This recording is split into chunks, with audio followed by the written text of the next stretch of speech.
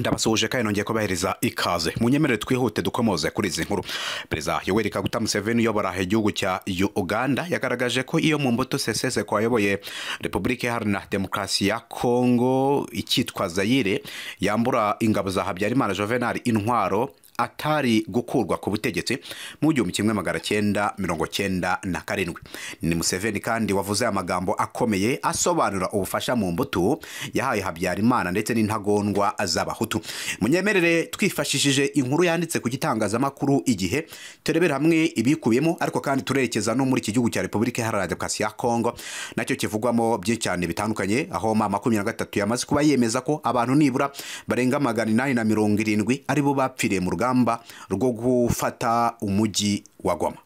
Izi ni nkuru zose mu by'ukuri iziremereye. Witwa Joseph Kabila twahereye kare tumukomozaho, nejo twamukomojeho, yabaye inkuru ikomeye muri Repubulika Iharanira Demokarasi ya Kongo, itangazamakuru mpuzamahanga byose, ariko kandi biranagendana no kuba akomeje gukora ibiganiro by'uruhererekane nyunguranabitekerezo ku birebana n'umutekano muke mu burasirazuba bwa Repubulika Iharanira Demokarasi ya Kongo. Nawe munyemere tumukomozeho. Mbaye ikaze abatwumva muri aya masaha, abazakutwumva amasaha y'umugoroba, abazatwumva ku munsi w'ejo, biraza guterwa n'ingingabe yaho uherereye. Mwese rero bitewe naho muri, mwese tubahaye ikaze. Inama y'urwego rushinzwe gukurikirana ishyirwa mu bikorwa ry'amasezerano y'amahoro, umutekano n'ubufatanye bwa Repubulika Iharanira Demokarasi ya Kongo n'akarere. Museveni yagaragarijemo ko amakimbirane yo muri Repubulika Iharanira Demokarasi ya Kongo yatewe na politike y'ivangura yenyegejwe n'abanyamahanga mu gihe cy'ubutegetsi bwa Mobutu Sese Seko ndetse na Perezida Habyarimana wayoboraga igihugu cy'u Rwanda.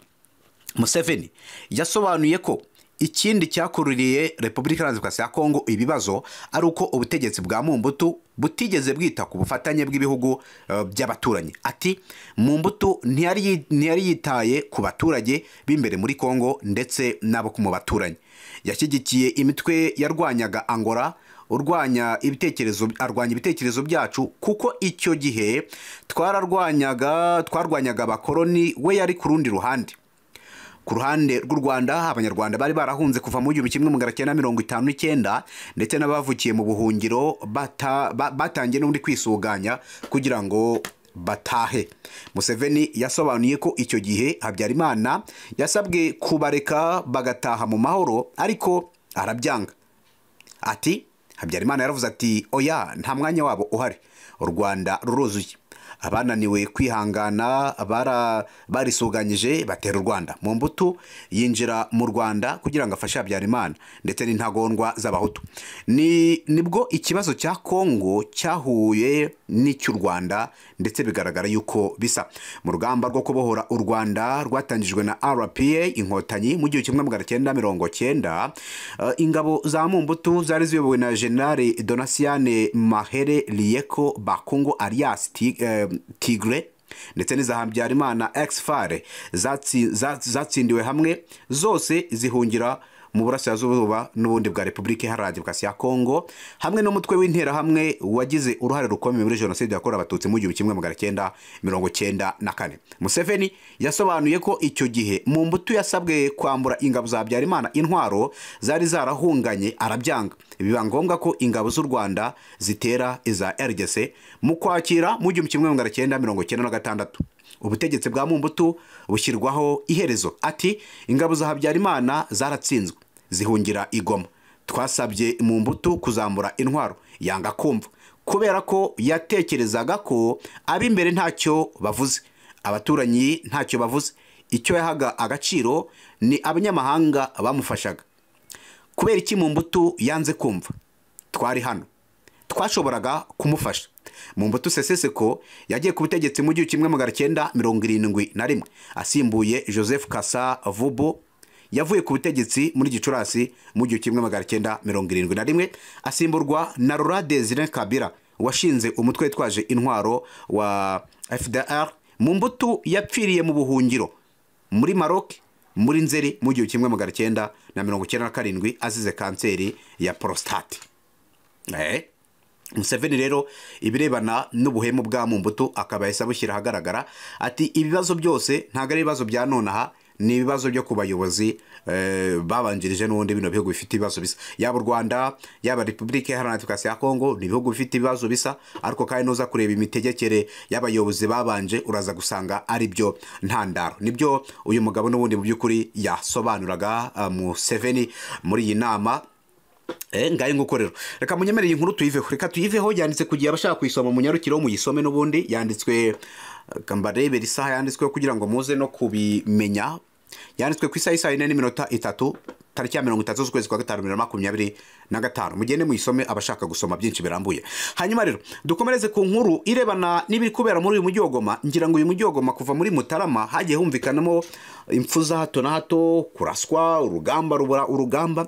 Uyu munsi rero 23 yemeje ko abantu 870 nibura ari bo bapfire mu rugamba rwo kubohora uyu mujyi wa Goma n'ubundi muri rusange. Ihuriro AFC 23 rirwanya ubutegetsi bwa Repubulika Iharanira Demokarasi ya Kongo batangaje ko abantu 874 ari bo bapfuye ubwo bari mu rugamba rwo gufata umujyi wa Goma mu mpera za Mutarama 2025. Iri huriro rikaba ryatangaje aya makuru none ku itariki ya 30 Gicurasi, ubwo rero bamurikiraga raporo y'uburenganzira bw'ikiremwa muntu mu bice igenzura ivugurura ibyatangajwe na leta ya RDC ndetse n'imiryango itandukanye mpuzamahanga irimo Amnesty International na Human Rights Watch, ndetse umwe mu banyamabanga ba AFC 23 bamwita Delio Kirimbulungu yasobanuye ko kuva tariki ya 2 kugeza tariki ya 13 Gashyantare iri huriro ryabonye mu mujyi wa Goma imirambo y'abantu, nubwo leta ya RDC yo yemeza ko abapfuye ari 3,000. Kumburungu yagize ati biragaragara ko umubare w'abantu 3,000 watangajwe na leta ya Kinshasa wahimbwe. Mu gitondo cya tariki ya 27 Mutarama nibwo muri uyu mujyi habaga urugamba rukomeye. Ku mbuga nkoranyambaga hakwirakwiye amashusho agaragaza gereza ya Munzenze iherereye i Goma iri gushya, imfungwa zitoroka. Bivugwa yuko rero ishami ry'umuryango w'abibumbye rishinzwe uburenganzira bw'ikiremwa muntu rigatangaje ko abagore 165 bishwe n'inkongi y'umuriro yafashe iyi gereza, kandi ko bose bafashwe ku ngufu n'abafungwa bahise batoroka. Umuvugizi w'iri shami bamwita Seifi Magango yemeje ko iyi mibare yatanzwe n'uru rwego rw'ubutabera rwa RDC. Ati ntabwo twigenzuriye raporo y'ubutabera ariko dutekereza ko yizewe. Kimburungu yagaragaje ko nubwo leta ya Repubulika Iharanira Demokarasi ya Kongo ndetse n'abakorana bashinje AFC 23 uruhare mu gutoroka kw'imfungwa za gereza ya Munzenze ndetse n'urupfu rw'abagore 165, ibi byago byabaye mbere y'uko abarwanyi babo bagera muri biriya bice byarimo iriya gereza. Ati ibi byago byabaye mu gitondo cya tariki ya 27 Mutarama kuri gereza ya Munzenze mbere y'uko 23 ihagera. Raporo ya AFC 23 ikubiyemo ibimenyetso ndetse n'ubuhamya igaragaza ko kandi uburenganzira bw'ikiremwa muntu buhagaze neza mu mujyi wa Goma na Bukavu kuva ubwo yatangiraga kugenzura ibi bice. Ngaye nguko rero nuko byose bakomeje kugenda babitangaza, birumvikana ko ni ibintu bidasanzwe kandi bikomeye cyane. So anyway, turi kuri aya makuru avugwa mu burasirazuba bw'iki gihugu cya Repubulika ya Demokarasi ya Kongo, ubwo 23 yo gutangaza uyu mubare ni no kwiregura ariko kandi yatangaga, ariko ntekereza yuko yaba leta yatangaje ko 3,000 byaguye muri uyu mujyi wa Goma, yaba na 23 ivuze ko 870 baguyemo.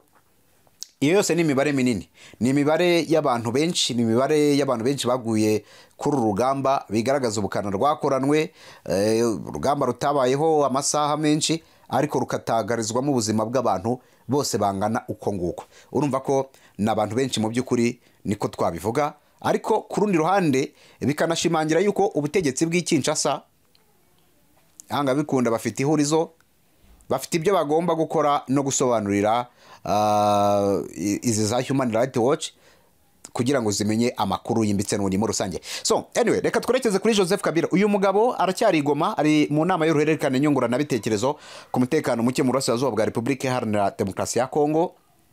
Ari mu biganiro bigamije gushaka amahoro n'umutekano, ari kuganira nanone kuko ndetse no kumva ibitekerezo by'abanyapolitike batandukanye abafite aho bahuriye n'uru rugamba ku bigendanye nanone no gushaka uko bakwiga ku kibazo cy'umutekano muke mu burasirazuba bwa Repubulika Iharanira Demokarasi ya Kongo. Abanyapolitike batandukanye bakomeje kumwamagana mu gihe we yikomereje imirimo ye gake gake ndetse anashaka uko yakomeza ibikorwa bigamije gushaka n'ubundi gushakira Repubulika Iharanira Demokarasi ya Kongo amahoro n'umutekano.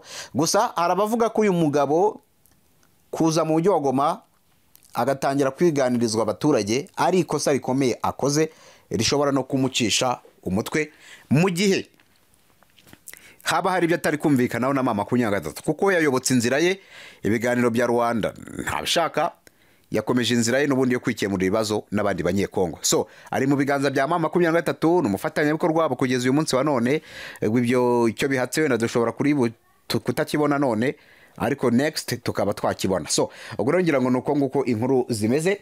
Reka dusoreze muri Uvira ndetse n'ibice bya Mikenke muri Repubulika ya Demokarasi ya Kongo mu ntara Kivu y'Amajyepfo hakomeje kumvikana ibitero simusiga byo ku ruhande rw'ingabo za leta ya Repubulika Iharanira Demokarasi ya Kongo. Muri ibyo bitero simusiga amakuru twamenye atariho ivumba akomeje kugarukwaho nuko ubutegetsi bw'iki gihugu cya RDC bitero bikomeye bikomeje kugabwa hariya Imikenke aho bakoresha izi ndege za drone abakoresha imbunda zisanzwe bakagaya ibitero mu baturage abose n'undi bakomeje mu by'ukuri gukora ibikorwa bigamije guhohotera aba baturage. Birumvikana ko aho imirwano iri kugana kugeza uyu munsi wa none na hano hakomeye cyane. Uvira kandi nubwo turi kuyivuga uko nguko ngwiri protege mama 23 yateguje ko igiye gufata ibi bice kandi mu gihe cyavuga. Ese Uvira irafatwa gihe ki? Uyu munsi irimo abasirikare b'igihugu cy'abaturanyi b'Abarundi. Reka dutegereze turebe uko inkuru zose ziri buze kugenda zitwara ntuze gucikwa hagati aho gahunda zacu zo zirakomeye.